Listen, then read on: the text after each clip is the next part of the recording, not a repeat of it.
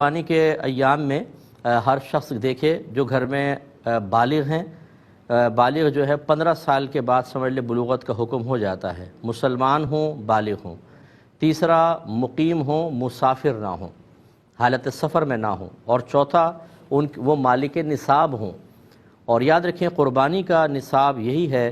کہ قربانی کے ایام میں جس کے پاس مال کسی بھی شکل میں ہو 52.5 تولہ چاندی کی قیمت تک پہنچ جائے اس پہ قربانی لازم ہو جائے گی۔ لہٰذا اگر تھوڑا سا سونا پڑا ہوا ہے جس کی آپ نے قیمت معلوم کی وہ 52.5 تولہ چاندی کے برابر بن رہی ہے، جو آج کل 45-50,000 تک ہو جائے گی، ریٹ اوپر نیچے ہوتے رہتے ہیں، آپ معلوم کر لیجئے گا سونار سے کہ 52.5 تولہ چاندی کتنے کی بنے گی، وہ آپ کو بتا دیں گے۔ تو چونکہ یہ روزانہ تقریباً اوپر نیچے ہوتا ہے اس لیے میں ایکوریٹ نہیں بتا رہا، تو آپ وہ معلوم کر لیں اب اتنا سونا ہو یا تھوڑا سا چاندی تھوڑا سونا ہو تھوڑا کیش پڑا ہو، ان کو ملا کر آپ کر لیں۔ اسی طریقے سے کوئی آپ کے گھر میں ضروریات زندگی سے زیادہ ایسا سامان ہو،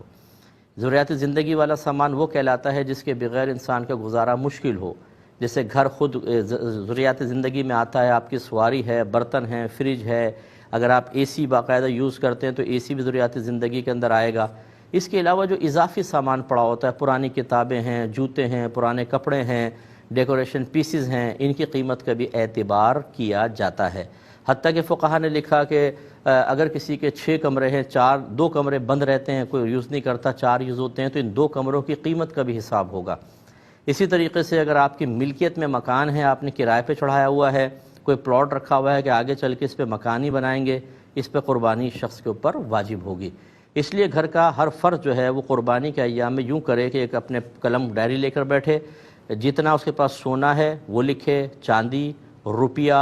تجارت کے لیے کوئی مال رکھا ہوا اس کو لکھے، اس کے علاوہ کوئی پرائز بانڈ ہیں اور شیئرز وغیرہ ہیں وہ لکھ لیں۔ پھر آپ نے کسی کو قرضہ دیا ہوا ہے تو اس کو بھی یہاں پر لکھیے۔ اس کے علاوہ جو ضروریات زندگی سے زیادہ سامان ہے اسے بھی لکھ لیں، اس کا ٹوٹل اماؤنٹ نکالیں کتنا بنتا ہے۔ اور اب اگر آپ کو فوری طور پہ کرنٹلی کسی کو قرضہ دینا ہے، مثلا آپ پہ قرضہ ہے آپ نے دینا ہے، جیسے انسٹالمنٹس وغیرہ ہیں یا اس مہینے کی BC وغیرہ ہے، وہ تمام اس میں سے مائنس کر دیں۔ آپ یہ دیکھیں اگر 52.5 تولہ چاندی کے برابر اب بھی مالیت بچتی ہے تو آپ پہ قربانی واجب ہے اور قربانی کرنی ہوگی۔ بہت سارے ہمارے بہن بھائی ایسے ہیں، بعض مجھے یہاں تک کہتے ہیں استاد 16 سال سے ہم پہ قربانی بن رہی تھی، ہمیں پتہ ہی نہیں تھا۔ تو خدا را جب یہ ہم پر کوئی مال کی ادائیگی لازم ہونے لگتی ہے تو بعض اوقات ہم ان مسائل کو سیکھنا ہی نہیں چاہتے،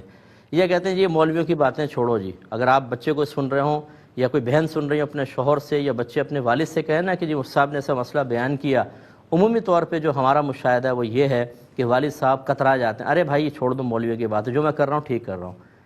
تو اس لیے پھر یہ ایسا کہیں گے تو ہمارا کوئی نقصان نہیں ہوگا، آپ کا آخرت میں نقصان ہوگا، حساب کتاب سب اپنا اپنا کریں۔